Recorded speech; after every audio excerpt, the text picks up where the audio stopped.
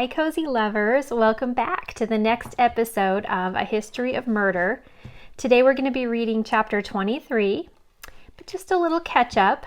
In chapter 22, you'll remember that Chloe, who's our sleuth, is on her way to Lakeview, a nearby town, because that's where Art's from, our victim, and she's heard that he worked in an Italian restaurant. So she wants to see what she can learn about his past. And pesky Anthony has tagged along on the trip, and she's kind of concerned that he may have an ulterior motive. So let's start chapter 23, Get Down to Business.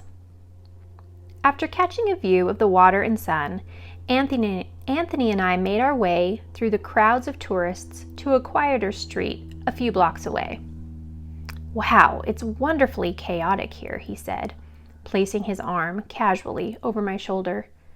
I only half listened to him, chattering about the advantages of tourism and development and his ideas for bringing some of this financial traffic to Jericho Falls. Instead, I was studying my phone screen and the map leading us to Fabiani's. I ducked out from under his arm and pointed to the next intersection. "It should be right up here," I said. Sure enough, at the corner, we turned left and saw a beautifully painted sign hanging on the front of a 2-story brick building announcing Fabiani's Fine Dining. "We're here," I announced, and started to grab the decorative wrought iron door handle. "Wait," Anthony said, putting his hand over mine. "The staff on shift will be too busy with the lunch rush to talk to us, and in there we'll be pretty conspicuous. What if we went around back to the kitchen? We could ask for the manager." I had to admit, it was a good tactic. We walked past the restaurant's gleaming windows, admiring the posh atmosphere and warm lighting inside. At the end of the block, we turned down an alleyway and found the back entrance. The door was ajar.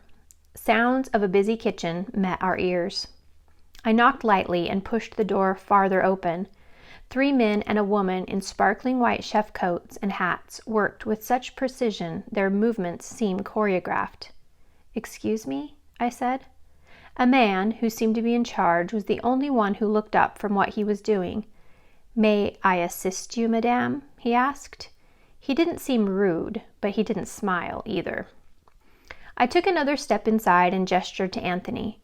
"We're looking for someone who might know a friend of ours, Arthur McMillan. He worked here at one time." "I don't recognize that name," he said. "You may want to speak with the owner, Signor Fabiani." "Where would I find him?" I asked. An elderly gentleman in a beautiful and likely expensive suit came around the corner. The head chef broke away from our conversation and went right back to work. Mr. Fabiani commanded the room. The staff nearly curtsied in his presence. "I heard my name," he said. His grooming was immaculate, and gold rings decorated both of his hands. I swallowed hard. This man seemed official, regal even. "Yes, sir. I'm a friend of Arthur McMillan's. I wonder if you recognize him? If you remember him?" A look of confusion passed over Mr. Fabiani's handsome, soft face. "I'm sorry. I don't know anyone by that name." A wave of panic swept through me. Surely we were in the right place. "Are you sure? Arthur McMillan?" At first, the older man began to shake his head, but quickly stopped. A look of recognition came across his face. "Perhaps I did know the gentleman," he said, smiling, but without giving anything away. "But come, I'd prefer to leave my staff to their important duties." Fabiani held his right arm out perfectly straight, directing us away from the kitchen and into an elegant hallway that housed the restaurant's business offices. A woman stood as we entered a small, elegant room with an antique desk and Italian-style furnishings. "Susan, could you please get us coffee? My guests and I will be upstairs." Susan nodded. We continued to follow Mr. Fabiani into the restaurant.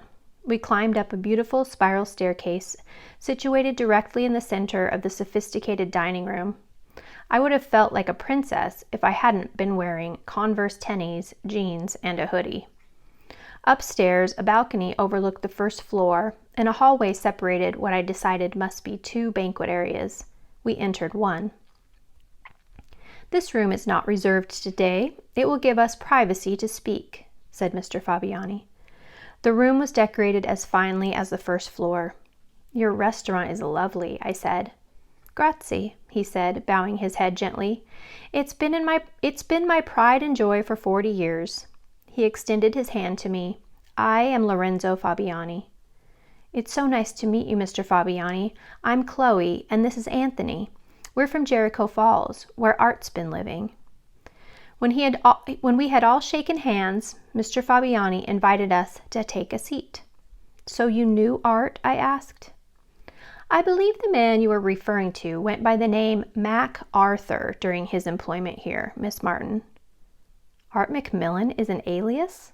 Anthony said, looking first at me and then Mr. Fabiani.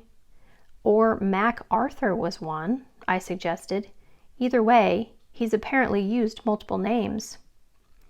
We discussed Art's appearance, age, and the like. Together we determined that yes, these men were one and the same. "But how can I help you?" asked Mr. Fabiani, regarding this gentleman whom we'll refer to as Art for the purposes of our meeting.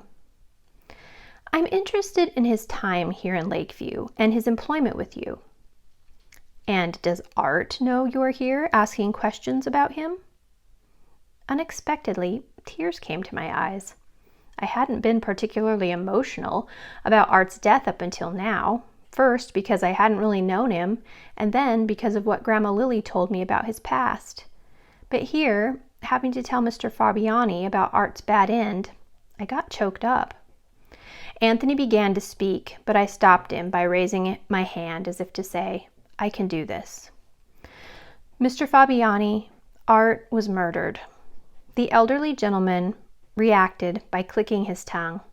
A strange look came over him briefly before his stately elegance returned. "I'm sorry to hear that," he said. Just then Susan came into the room with coffee service and a plate of colorful macaroons. "Please help yourself," he instructed us. "My sister Susan makes the finest macaroons." We each took a cup of coffee. I added cream to mine. Anthony poured in likely double his daily allowance of sugar. Mr. Fabiani sipped his coffee black. I was disappointed that our conversation had been interrupted and wasn't sure how to resume. As it happened, Anthony came to my rescue. "Mr. Fabiani," he said with a sudden professional charm I hadn't seen in him before, "you can see that my sister Chloe was very fond of Art. He was like a grandfather to us. Won't you please help us find some answers?" This time Mr. Fabiani smiled. His eyes crinkled at the edges, and I saw real joy in his expression. "Miss Martin, your brother's concern for you is admirable. I understand the close bond between brothers and sisters. Susan and I have been operating Fabiani's together for years now."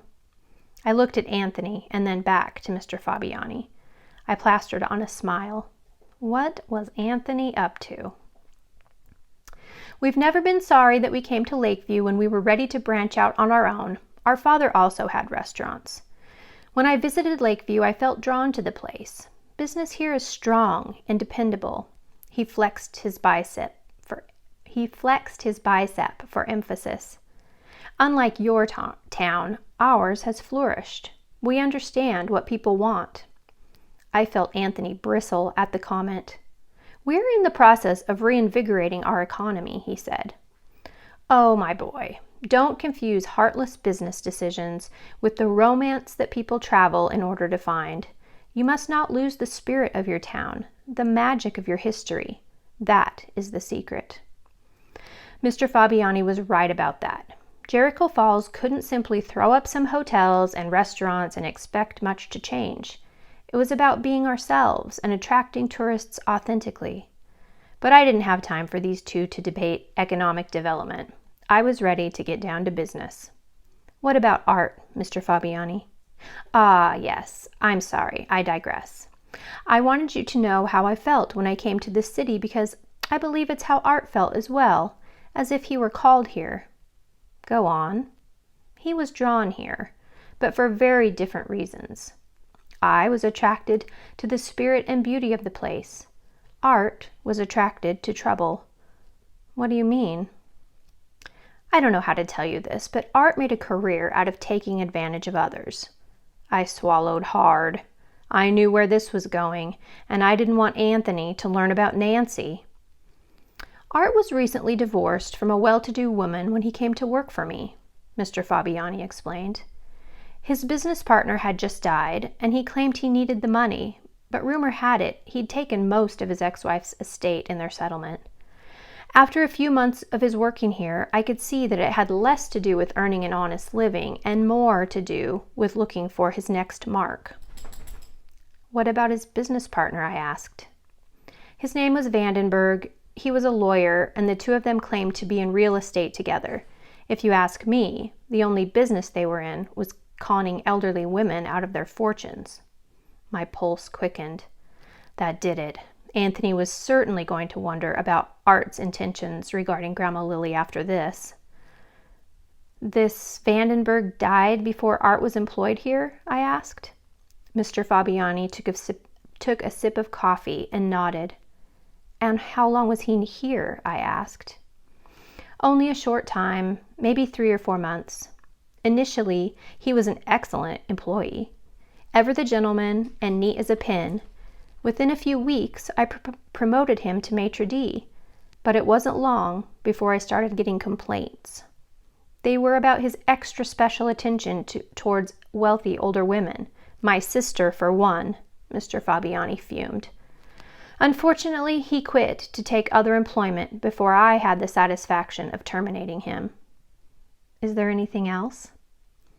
That is all I can tell you, my dear. Mr. Fabiani got to his feet, indicating our time with him was coming to a close.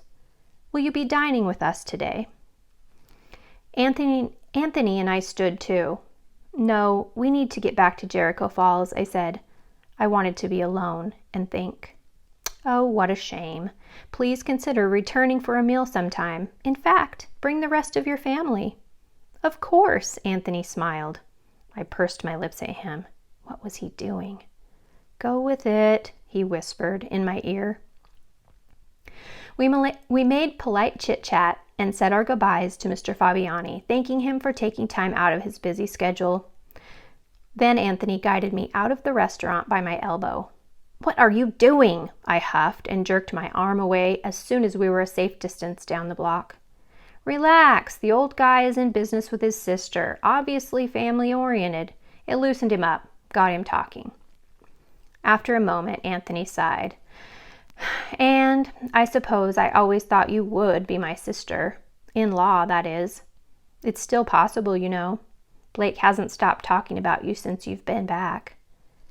Anthony, you of all people know why that will never happen. I'm sorry, Chloe, he said softly. I remember. He didn't need to say more. We both remembered that amid the turmoil surrounding Christy's tragic death, his brother abandoned me. Blake chose to save himself and hang me out to dry with the police. We started walking again towards the car. The only sound was that of our shoes crunching in the gravel. As we rounded the corner, the lake came back into view. Something else did as well. Someone else, that is. A Jericho Falls Police Department SUV was parked beside our Subaru. Chief Garner stood behind it with his arms crossed as if on guard. He watched us closely as we approached. This was bad. Very bad. All right, that does it for chapter 23. I hope you'll excuse my stuttering and stammering today. I am not at my best reading. But thank you for joining me. I hope you'll be back next time for chapter 24, and we'll find out what Chief Garner has to say about Chloe being in Lakeview investigating the case. Thanks, everybody. Bye-bye.